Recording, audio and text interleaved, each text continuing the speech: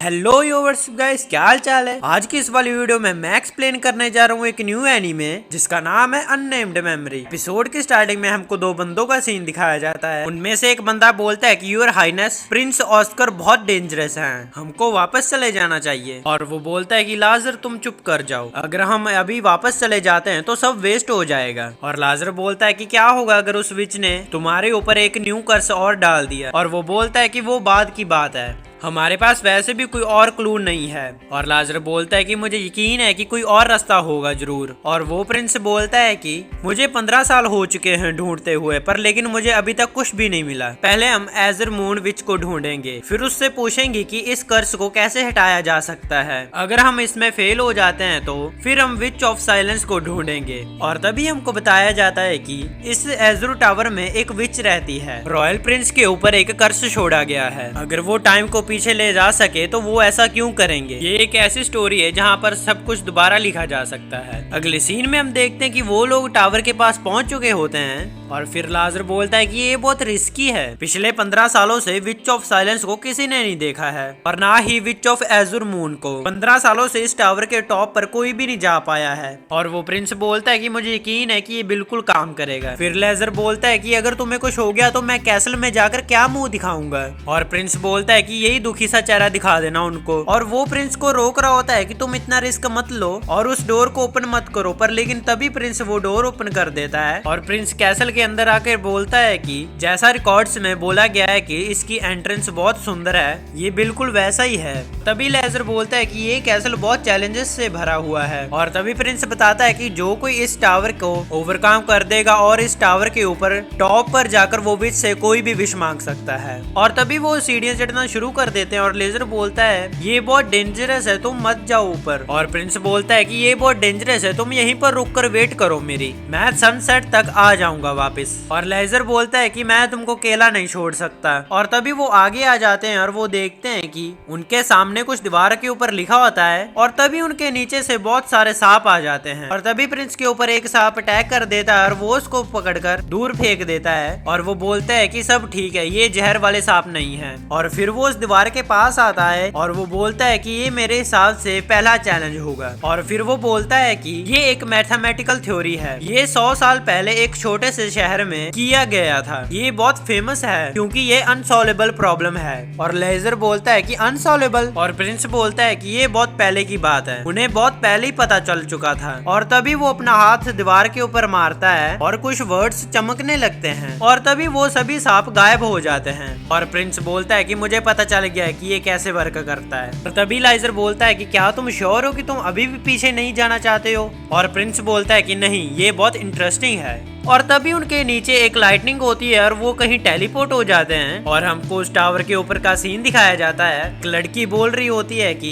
कितने समय के बाद कोई इस टावर के चैलेंज को ओवरकम करने आया है मास्टर। और आगे से वो विच बोलती है कि मुझे यकीन है कि वो भूल जाएंगे कि यहाँ पर एक टावर भी था। और दूसरी लड़की बोलती है कि 1 महीना पहले कोई और भी आया था, पर लेकिन उससे तो फर्स्ट टेबल ही नहीं कंप्लीट हुआ और वो वहाँ से भाग गया था। और वो विच बोलती है कि हाँ सही बोल रही हो। और फिर वही लड़की बोलती है कि ये चैलेंजर्स लगातार टावर के ऊपर अपना रास्ता बना रहे हैं, क्या आप उनको ऑब्जर्व नहीं करना चाहती। और वो विच बोलती है मैं कहीं नहीं जा रही हूँ, ये तब तक वेट कर सकता है जब तक वो टॉप पर ना पहुंच जाए। और वो बोलती है जैसा आपको ठीक लगे। और तभी वो विच बोलते है कि तुम जाओ लितोला, तुम्हें पता है ना तुम्हें उनके साथ क्या करना है जब वो फेल हो जाएंगे। और फिर वो बोलती है ठीक है। और तभी वो वहाँ से चली जाती है। और तभी वो विच बोलती है कि वो लोग धीरे धीरे तरक्की कर रहे हैं, लेकिन ज्यादातर बंदे उस गार्डियन बीस्ट से आगे नहीं जा पाते हैं। और तभी हमको सीन दिखाया जाता है कि उस प्रिंस ने तो एक बीस्ट को मार दिया होता है। और प्रिंस बोलता है कि इसमें कोई शक नहीं है कि ये एक गार्डियन बीस्ट था और इसको एनिमेट करके बनाया गया है मैजिक से। और लाइजर बोलता है कि अगर ये एक असली शेर होता तो मैं पक्का डर जाता।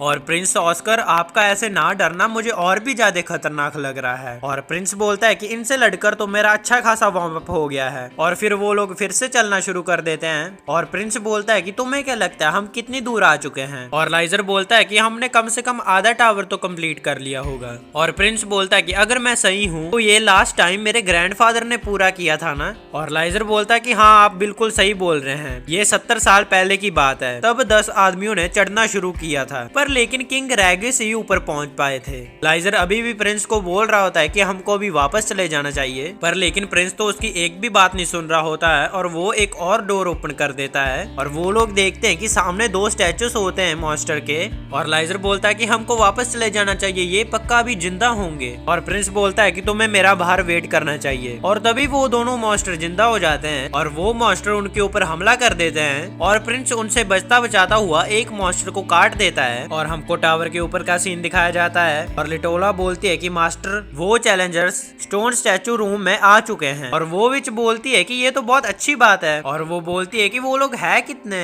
और लिटोला बोलती है कि वो लोग 2 जाने हैं, पर लेकिन उनमें से एक ही लड़ रहा है। और वो विच बोलती है कि मैं तो उन लोगों के लिए चाय बना रही हूँ, पर लेकिन मुझे लगता है कि ये सब वेस्ट हो जाएगा।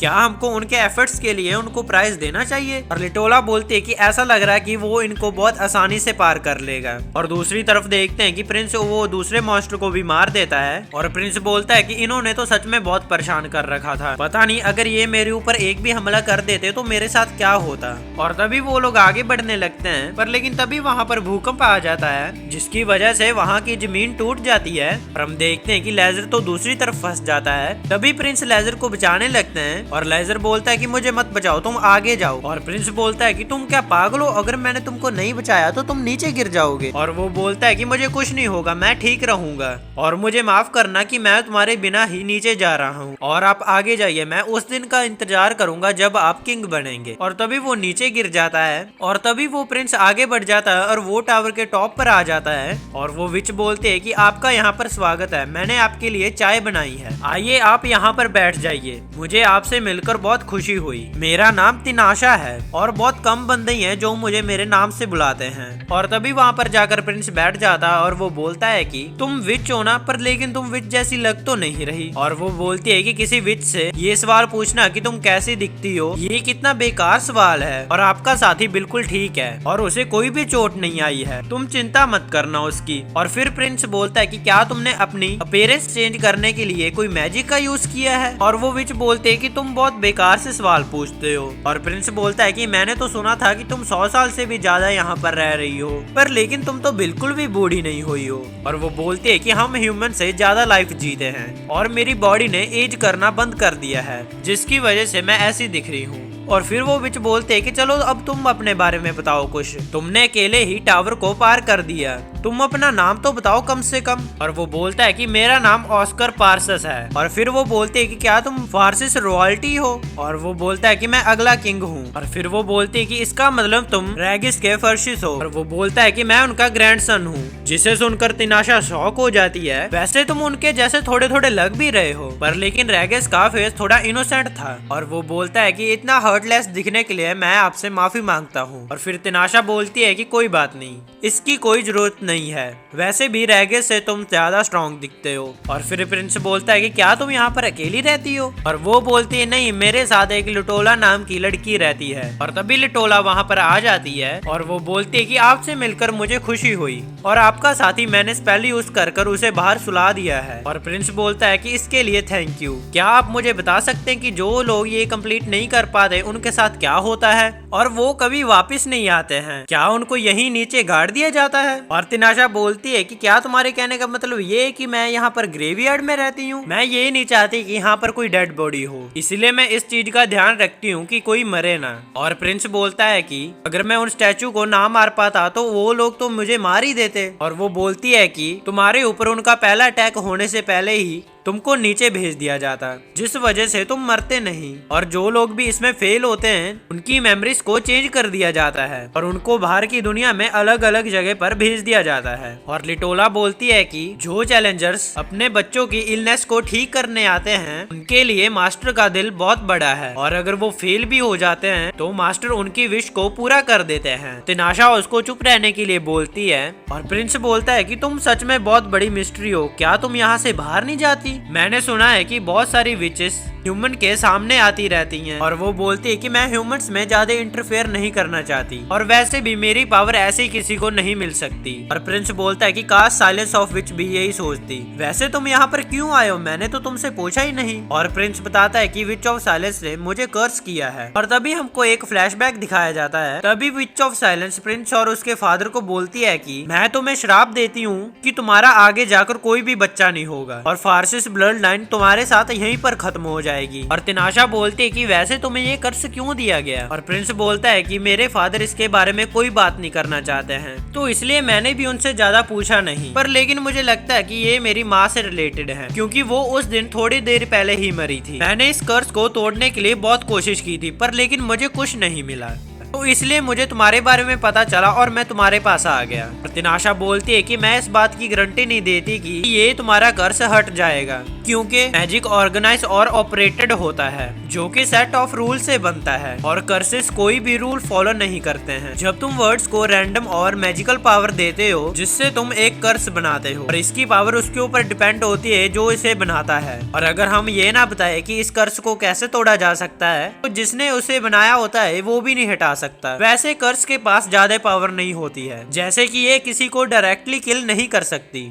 ये बस उस पर्सन को मारने के लिए तरीके ढूंढती रहती है जिस पर उसे कास्ट किया गया हो। और प्रिंस बोलता है कि मुझे लगता है कि जो मेरे ऊपर कर्स है वो बहुत ज्यादा पावरफुल है। और तिनाशा बोलते कि तुम बिल्कुल सही बोल रहे हो, क्योंकि जो कर्स तुम्हारे ऊपर है वो बिल्कुल ही अलग है, जिसका मतलब कि ये कोई कर्स नहीं है, ये किसी अलग तरीके की ब्लेसिंग है। और तभी तिनाशा उसके फेस को टच करके उसके कर्स को विजिबल कर देती है और बोलती है कि ब्लेसिंग भी वैसे ही दी जाती है जैसे कर्स दिया जाता है, पर लेकिन इनकी पावर बहुत ज्यादा अलग होती है। ये उस एनर्जी को बढ़ा देता है जिसकी पावर पहले ही बहुत ज्यादा होती है। अगर मैं तुम्हारी ब्लेसिंग की बात करूं तो तुम्हारे किसी भी होने वाले बच्चे को ज्यादा पावरफुल फोर्स बचा कर रख रही है। इसका मतलब वो बच्चा किसी भी नॉर्मल लेडी की कोख से नहीं हो सकता। अगर मैं इस मैजिक को एनालाइज करूं तो तुम मैजिक का यूज कर इस ब्लेसिंग को हटा सकते हो, पर लेकिन इसकी यहाँ पर 20 लेयर एक दूसरे से कनेक्टेड हैं, जिसका मतलब विच ऑफ साइलेंस बहुत ज्यादा पावरफुल है। तो मुझे माफ कर देना, मैं इससे नहीं हटा सकती। और वैसे भी अगर तुम यहाँ पर आई गए हो तो मैं तुम्हें खाली हाथ नहीं जाने दूंगी। हमें एक ऐसी वुमेन को ढूंढना होगा जो कि तुम्हारे बच्चे को पैदा करने की काबिलियत रखती होगी। और प्रिंस बोलता है कि क्या ऐसी वुमेन है,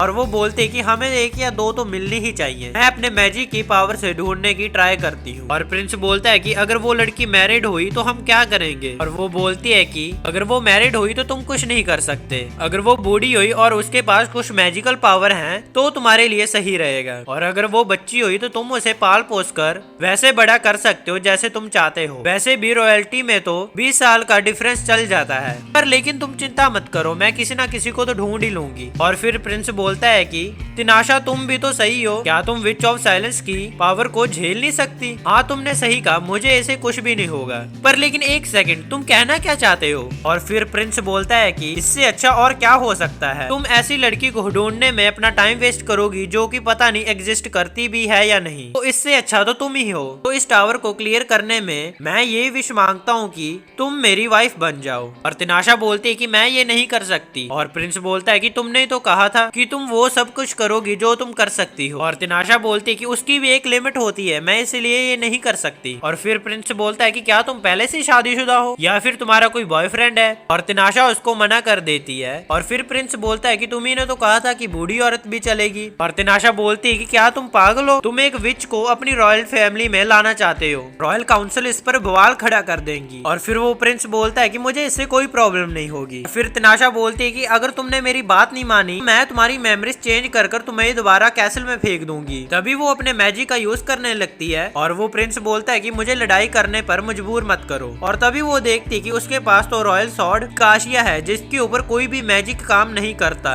ये पूरी दुनिया में एक ही है। और फिर वो बोलती है कि चलो थोड़ी देर और बात करते हैं, तुम सच में बहुत जिद्दी हो। और वो बोलती है कि तुम पीछे हट जाओ और हार मान लो। और प्रिंस बोलता है कि ये चीज तो मैं भी तुम्हें बोल सकता हूँ। फिर प्रिंस थोड़ी देर सोचने के बाद बोलता है कि चलो एक डील करते हैं, तुम इस जगह को छोड़कर 1 साल मेरे साथ रहोगी, यही मेरी विश है, क्या तुम इसे एक्सेप्ट करती हो। और फिर तिनाशा बोलती है चलो ठीक है, मैं तुम्हारे प्रोटेक्टर के तौर पर तुम्हारे साथ रहूंगी। अगले सीन में हम देखते हैं कि वो लोग नीचे आ जाते हैं और प्रिंस लाइजर को उठाकर घर चलने के लिए बोलता है और लाइजर बोलता है कि क्या इस टाइम घर जाना सही रहेगा और प्रिंस बोलता है कि मेरा यहाँ पर काम हो गया है तो चलो अब घर चलते हैं। फिर लाइजर बोलता है कि ये कौन है, जिस पर प्रिंस बोलता है कि ये विच की साथी है, ये कैसल में हमारे साथ रहेगी, ये मेरे कर्ज को हटाने में मेरी मदद करेगी। और फिर वो लोग एक दूसरे को अपना अपना इंट्रोडक्शन देते हैं और तभी लाइजर प्रिंस को बोलता है कि क्या आप विच से मिले, उसने आपको खाया तो नहीं। और प्रिंस बोलता है कि तुम्हें मुझे देखकर लगता है क्या, वैसे भी विच बहुत अच्छी थी। और फिर वो लोग वापस जाने के लिए चल पड़ते हैं और प्रिंस तिनाशा से बोलता है कि